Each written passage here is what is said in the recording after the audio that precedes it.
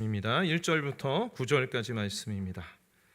여호수아 20장 1절에서 9절 함께 교독하겠습니다. 제가 1절을 먼저 읽겠습니다. 여호와께서 여호수아에게 말씀하여 이르시되 이스라엘 자손에게 말하여 이르기를 내가 모세를 통하여 너희에게 말한 도피성들을 너희를 위해 정하여 부지 중에 실수로 사람을 죽인 자를 그리로 도망하게 하라. 이는 너희를 위해 피해 보복자를 피할 곳이니라. 성읍들 중에 하나에 도피하는 자는 그 성읍에 들어가는 문 어귀에 서서 그 성읍의 장로들의 귀에 자기의 사건을 말할 것이요 하늘여 한 곳을 주어 자기들 중에 거주하게 하고 피해 보복자가 그의 뒤를 따라온다 할지라도 그들은 그 살인자를 그의 손에 내주지 말지니 이는 본래 미워함이 없이 부지 중에 그의 이웃을 죽였음이라. 또는 그 당시 제사장이 죽기까지 그 성읍에 거주하다가 그 외에 그 살인자는 그 성읍 곧 자기가 도망하여 나온 자기 성읍 자기 집으로 돌아갈지 하라 하시니라. 이에 그들이 납달리의 산지 갈릴리 게데스와 에브라임 산지의 세겜과 유다 산지의 기럇 아르바 곧 헤브론과 여리고 동쪽 요단 저쪽 르우벤 지파 중에서 평지 광야의 벳셀과 갓 지파 중에서 길르앗 라못과 므낫세 지파 중에서 바산 골란을 구벌하여 했으니 이는 곧 이스라엘 모든 자손과 그들 중에 거류하는 거류민을 위하여 선정된 성읍들로서 누구든지 부지 중에 살인한 자가 그리로 도망하여 그가 회중 앞에 설 때까지 피해 보복자의 손에 죽지 아니하게 하기 위함이라. 아멘. 오늘 이 말씀으로 도피성이라는 제목으로 말씀을 함께 나누겠습니다. 오늘 본문 말씀은 이제 가나안 땅 정복 그리고 그 이후에 가나안 땅의 지파별로 분배가 이루어지고 나서요. 이제 땅을 분배해 주었으니까 너희들 알아서 잘 살아라 이렇게 하는 것이 아니라 이제 땅이 분배가 됐는데 이제는 삶이 남아 있지 않습니까? 그래서 하나님께서 거룩한 하나님의 백성이기 때문에 거룩한 삶을 위해서 또 하나님의 구별된 백성으로서 또 그들에게 참된 평안을 주시기 위해서 다스리시는데요. 그러한 다스림을 하나님께서 해 나가실 때 여러 가지 이제 제도를 좀 마련해 주십니다. 그 중에서 하나가 오늘 본문 말씀에 나타난 도피성 제도입니다. 본문의 2절과 3절 말씀에 보니까 이스라엘 자손에게 말하여 이르기를 내가 모세를 통하여 너희에게 말한, 이미 모세를 통해서 하나님께서 말씀하여 주셨는데요. 도피성들을 너희를 위해 정하여 부지 중에 실수로 사람을 죽인 자를 그리로 도망하게 하라. 이는 너희를 위해 피배 보복자를 피할 곳이니라. 그렇습니다. 도피성들을 마련해라. 도피한다는 건 도망치는 거잖아요. 근데 왜 이렇게 도망칠 수 있는 곳을 만들어 놓았는가 하면 이제 그 살인한 자들, 근데 의도적으로 한 건 아니에요. 부지 중에 뭐 자신도 모르게 정말 실수로 그런 일이 있어서는 안 되겠지만 사람을 죽이는 일이 일어났을 때 그 사람이 도망칠 수 있는 도피성을 만들어 놓으셨다라는 것입니다. 왜냐하면 그 사람을 죽였을 때 당시에는 이제 친족이 그 사람을 보복할 수가 있었거든요. 그러니까 바로 어떠한 그 사실에 대해서 본인이 어떠한 변명할 여지도 없고 그 상황을 설명할 수 있는 그런 여유도 없이 그냥 잡혀서 죽음을 당할 수 있었기 때문에, 그렇기 때문에 이 도피성, 도망칠 수 있는 도피성을 만들어 놓으라고 하셨습니다. 하나님께서 모세에게 말씀하셨는데 신명기 19장 3절 말씀에서 보니까 내 하나님 여호와께서 내게 기업으로 주시는 땅, 그러니까 하나님께서 가나안 땅 주신다고 하셨죠. 전체를 세 구역으로 나누어 길을 닫고 모든 살인자를 그 성읍으로 도피하게 하라라고 했습니다. 그래서 요단강을 기준으로 해서 요단 동편에 3군데, 요단강 서편에 3군데, 총 몇 군데예요? 6군데를 도피성을 만들어 놓았고요. 도망치다가 너무 멀면 도망치다가 붙잡혀 죽을 수가 있잖아요. 그러니까 각각의 이제 하루 안에 도망칠 수 있는 지역으로 고루 분배를 해서 6개의 도피성을 만들어 놓은 것을 볼 수가 있습니다. 이 도피성 제도를 통해서 우리가 하나님은 어떠한 분이신 줄을 우리가 보게 됩니까? 하나님은 우선은 억울한 죽음을 막으시는 공의의 하나님을 볼 수가 있죠. 그렇죠? 분명한 사람을 죽인 건 죄예요. 그것에 대해서는 변명할 여지가 없습니다. 그러나 자신도 모르게 정말 실수로 그러한 일이 일어난 자에 대해서는 하나님께서 보호하시는 그러한 공의로움이 있고, 또 그렇게 도망치고 연약한 자를 품으시는 하나님의 사랑이 담겨져 있는 것이 바로 이 도피성 제도입니다. 그래서 하나님께서 얼마나 세심하게 그의 백성들을 돌보시고 생각하셨는가. 우리 이스라엘 백성들 이 땅에서 이제 정복을 했고 분배를 해서 그 땅에서 살아갈 때 우리 백성들 잘 살아야 할 텐데 라는 그러나 하나님의 마음, 그들을 향한 하나님의 마음이 느껴지는 그러한 제도입니다. 그런데 오늘 말씀을 보면서 저는 좀 의문이 생겼습니다. 왜 하나님께서 어떤 제도적으로 그렇다면 사람을 복수를 직접 피해 복수를 하는 친족이 그 사람을 죽이는 그러한 것을 왜 허락하셨을까? 차라리 그러한 것들을 막아놓고 어떠한 그 나중에 판결을 내려서 사형을 하게 하거나 그렇게 벌을 줄 수도 있을 텐데 왜 하나님께서는 그 복수하는 것에 대해서 허용을 하셨을까라는 그런 질문이 생겼는데, 제가 그 고대 자료를 찾아보니까 고대 근동 사회에 대한 이해가 좀 부족해서 그런 생각이 든 거였어요. 당시에 이제는 씨족 사회였지 않습니까? 태어나서 그 자리에서 대부분 마을 사람들이 한 가족이고 그렇게 한 족속이지 않습니까? 지금도 이스라엘 백성들도 마찬가지예요. 12지파 안에 있고 그 안에 부모님 중심으로 조상들 중심으로 하나의 이제 씨족 사회를 이루고 있기 때문에 당시의 고대 근동 사회에서는 어떤 우리 그 족속의 한 사람이 죽었어요. 그러면은 그때부터 피해 복수가 시작이 되는 거예요. 거기에서 부족과 부족 간의 전쟁이 일어나 버리는 거예요. 그렇게 되면 어떻습니까?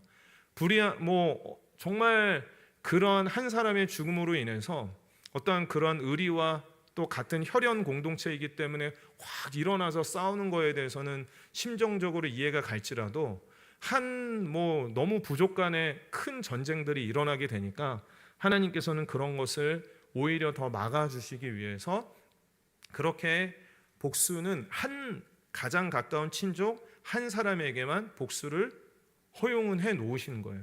그리고 그것에 대해서 그 제도만 그 하나만 단면만 보는 게 아니라 고엘 제도라고 그래서 거기에서 서로를 보호해주고 서로를 이제 좀 지켜주는 친족 간의 그러한 제도를 만들어 주셨는데, 고엘 제도라는 것이 뭐냐면 만약에 이제 밭 농사를 하다가 자기 땅을 다 가지고 있는데 그 밭 농사를 하다가 흉년이 들어가지고 여러 가지 이제 힘들게 되었을 때 있지 않습니까? 그러면 밭이 넘어가고 담보 잡히고 이러한 때는 친족이 그걸 대신해서 다시 갚아준다든가, 아니면 어쩌다가 또 종이 돼 버렸어요. 그러면 그 종에 대한 속전을 대신 지불을 해가지고 종에서 풀려나게 해준다든가, 아니면 남편이 죽었어요. 근데 대를 잇지 못하고 죽었다. 그러면 친족이 그 아내와 함께 결혼을 해서 대를 잇게 해준다든가, 이렇게 보호할 수 있는 제도가 고엘 제도였는데,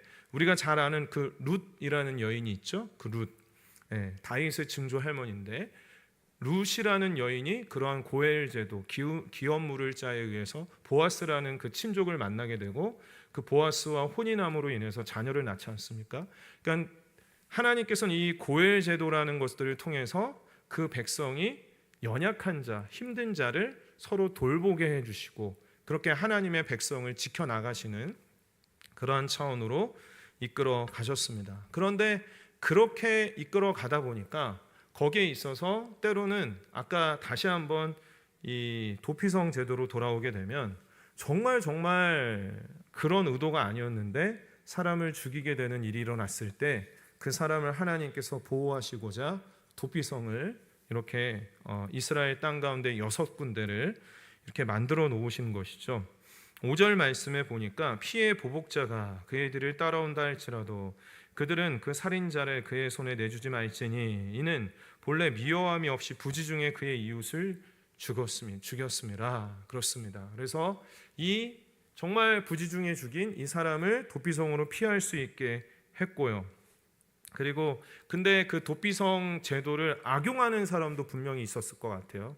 왜냐하면 이게 본 자기 의도대로 죽였는데 나는 의도가 없었다, 이럴 수 있는 사람들이 있지 않습니까? 그런데 그런 사람들에 대해서는 분명한 판단을 내려가지고요, 어떻게 하냐면 민수기 35장 24절, 여기에 대한 제도도 만들어 놓았는데, 회중이 친 자와 피를 보복하는 자 간에 이 규례대로 판결하여. 그러니까 분명히 판결을 하는데, 친자와 피를 보복하는 자 간에 판결을 하는데 누가 판결을 하냐면 회중이라고 그랬습니다. 재판관이 분명히 있는데, 재판관이 재판은 진행하지만 그곳에 모인 회중이 다 동의를 해야만 그 사람에 대한 심판을 내릴 수가 있었어요. 그러니까 한 사람을 하나님이 얼마나 귀히 보시고, 억울하게 잘못된 판결로 인해서 그 사람의 삶이 어그러지지 않도록 하나님이 보호하시는 것을 볼 수가 있습니다. 이렇게 이 도피성 제도를 통해서 하나님께서는 자신의 백성을 한 사람이라도 잃어버리지 않고 억울한 자가 없도록 돌보시고 있는 것을 보게 됩니다. 여러분, 사람은 외모를 보지만 하나님께서는 그 사람의 중심을 보시는 줄을 믿습니다. 그래서 하나님께서는 우리가 억울한 자, 억눌린 자, 오해를 받는 자, 쫓기는 자를 하나님께서는 그냥 두지 아니하시고요, 하나님께서는 받아주시는 분이시다라는 것을 오늘 말씀을 통해서 볼 수가 있습니다. 도피성이라는 것은 히브리어로 받아들여 주는 곳이라는 그러한 뜻을 가지고 있습니다. 그러니까 하나님께서는 억울한 자, 힘든 자, 염려가 많은 자들 하나님께서 받아주시는 분이라는 것을 우리가 보게 되죠. 여러분, 우리가 하나님을 받아줬습니까? 하나님이 우리를 받아주었습니까? 우리가 착각할 때가 있어요. 내가 하나님 선택했지, 내가 하나님 받아들였지라고 생각하지만 하나님께서 우리를 받아들여 주신 거예요. 하나님이 받아주시지 않았다면 우리가 세상에서 여전히 방황하고 여전히 제약된 삶을 살아가고 죄악에 쫓기며 살아가게 되었을 것입니다. 그러면 도피성에 피한 자는 그 다음에는 어떻게 되었는가? 6절 말씀에 보니까 그 살인자는 회중 앞에 서서 재판을 받기까지, 또는 그 당시 대제사장이 죽기까지 그 성읍에 거주하다가, 도피성에 거주하다가 그 후에 그 살인자는 그 성읍 곧 자기가 도망쳐 나온 자기 성읍 자기 집으로 돌아갈지니라 하라 하시니라. 그렇습니다. 도피성으로 들어갔으면 언제까지 거주하게 되냐면 당시에 대제사장이 죽기까지 거주를 해야 된다라고 이렇게 말씀하고 있습니다. 다행히 도피성에는 그곳에서 생활할 수 있는 모든 것들이 준비되어 있기 때문에 생활에는 어려움이 없었습니다. 근데 언제까지 고향에 돌아가지 못하고 계속 머물러야 했다고요? 대제사장이 죽기까지 있어야 된다는, 이것은 아주 중요한 의미를 담고 있어요. 아무리 부지 중에 살인을 했을지라도 그것은 분명한 죄죠. 그리고 죄에 대한 싹슨 분명히 있습니다. 죄에 대한 대가는 분명히 있습니다. 그런데 그 죄에 대한 대가를 대제사장의 죽음으로 사해 준다라는 의미가 있습니다. 그래서 대제사장의 죽음으로 그 정말 부지 중에 살인을 행한 자의 죄를 그 사해 주는 의미가 있기 때문에 그제서야 비로소 그가 고향 집으로 돌아갈 수가 있다라고 이렇게 말씀하고 있습니다. 여러분, 우리에게는 이렇게 우리의 죄를 대신해서 사해 주시고 우리의 죄의 짐을 대신 짊어 주신 대제사장 대신 예수 그리스도가 있는 줄을 믿습니다. 그래서 구약 성경은 예수 그리스도의 그림자라고 할 수가 있는데, 오늘 여호수아 20장 말씀에 나타난 이 도피성이라는 제도는 예수 그리스도, 우리의 죄를 대신 사해 주신 대제사장 대신 예수 그리스도를 의미하고 있는 것이죠. 히브리서 4장 15절과 16절 말씀을 우리 한 목소리를 함께 읽어보겠습니다. 시작. 우리에게 있는 대제사장은 우리의 연약함을 동정하지 못하시리가 아니요 모든 일에 우리와 똑같이 시험을 받으신 이로되 죄는 없으시니라. 그러므로 우리는 긍휼하심을 받고 때를 따라 돕는 은혜를 얻기 위하여 은혜의 보좌 앞에 담대히 나아갈 것이니라. 아멘. 히브리서 말씀은 저자가 누구인지 알지는 못합니다. 그러나 올 여름에 좀 히브리서 말씀을 좀 잘 많이 묵상하고 읽어보시면 좋을 것 같아요. 우리가 어떻게 죄인된 자에서 구원받았는지, 우리가 얼마나 큰 사랑을 받았는지, 왜 예수님이 우리를 대신해서 십자가에 달려 죽으셨는지, 우리는 그로 인해서 어떠한 인생을 살게 되었는가, 이 히브리서 말씀에 잘 기록이 되어져 있는데요. 이 히브리서 4장 15절과 16절 말씀에 보니까 예수님이 우리의 대제사장이 되어 주신다. 예수님이 무슨 의미예요? 예수님이 우리의 피난처가 되어 주시고 대속자가 되어 주신다라는 것입니다. 따라서 여러분, 우리의 삶 가운데에서도 우리가 이 땅의 삶을 일상을 살아가다 보면 때로는 우리가 실수할 때도 있고 넘어질 때가 있고 죄를 범할 때가 있고 때로는 억울할 때가 있고 외로울 때가 있고 마음에 슬픔이 가득할 때가 있을 터인데요. 그럴 때마다 우리가 갈 수 있는 도피성이 있는 줄을 믿습니다. 그 도피성이 누구십니까? 바로 예수 그리스도이신 것이죠.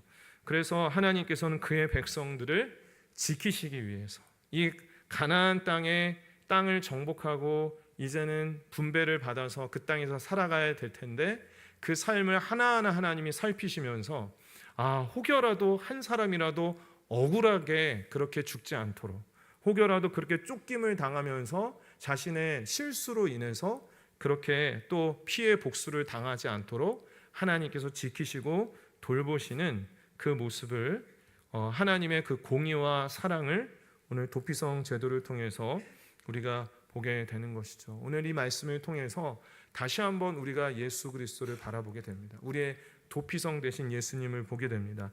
도피성으로 정해진 지명의 이름들이 쭉 나열이 되는데요. 이 모든 것들은 참 놀랍게도 예수님을 가리키고 있습니다. 7절 말씀에 보시면 7절 말씀에 납달리의 산지 갈릴리 게데스, 이 게데스라는 단어는 성소라는 뜻을 갖고 있습니다. 성소, 성전 대신 예수 그리스도죠. 그 다음에 에브라임 산지의 세겜, 이 세겜이라는 단어는 어깨라는 의미입니다. 그래서 어깨에 정사를 메신 예수 그리스도를 말하고요. 또 기럇 아르바 곧 헤브론, 이 헤브론은 친교자라는 의미가 있습니다. 그래서 하나님과 우리 사이의 친교의 이 중보의 역할을 하시는 중보자 되신 예수 그리스도, 이 모든 것들이 다 예수님을 의미하고 있고 8절 말씀에 보니까 여리고 동쪽 요단 저쪽 르우벤 지파 중에서 평지 이 베셀이라는 단어는 요새입니다. 요새, 피난처죠. 요새가 피난처 대신 예수 그리스도. 그리고 갓 지파 중에서 길랏 라못, 이 라못은 높은 곳입니다. 원래 우리는 낮은 곳, 죄악의 자리에 있었으나 예수 그리스도로 인해서 의의 자리, 높은 곳으로 옮겨질 수 있게 되었다라는 뜻을 가지고 있고, 마지막으로 므낫세 지파 주에서 바산 골란, 이 골란은 기쁨이라는 뜻입니다. 성도에게 기쁨을 주시는 예수 그리스도. 그래서 이 6개의 도피성의 이름이 각각 우리의 피난처 대신 예수 그리스도를 의미하고 있는 것을 보게 돼요. 여러분, 예수님께서 우리를 초청하셨죠. 수고하고 무거운 짐진 자들아 다 내게로 오라. 여러분, 예수님과 동행하는 삶을 살아가십시오. 그런데 그 예수님과 동행하는 건 내가 막 하는 게 아니라 우리가 연약해질 때마다, 힘들 때마다, 기도가 필요할 때마다, 막 영적으로 공고해질 때마다, 또 삶에 막막한 문제가 다가올 때마다 우리가 피할 수 있는 곳이 있다라는 거예요. 이 험악한 세상 가운데에서 살아갈 때 피할 수 있는 곳, 예수 그리스도에게로 나아갈 수 있는 우리에게 은혜 주심을 여러분 꼭 믿으시기를 바랍니다. 다른 곳으로 피하지 마십시오. 세상으로, 또 세상의 어떠한 성공으로, 세상의 어떤 쾌락으로 피하지 마십시오. 그 길은 죽음의 길입니다. 실패하는 길입니다. 오직 예수 그리스도만이 우리의 삶의 피난처 되시고 능력 되심을 믿습니다. 우리 시간에 함께 찬양하고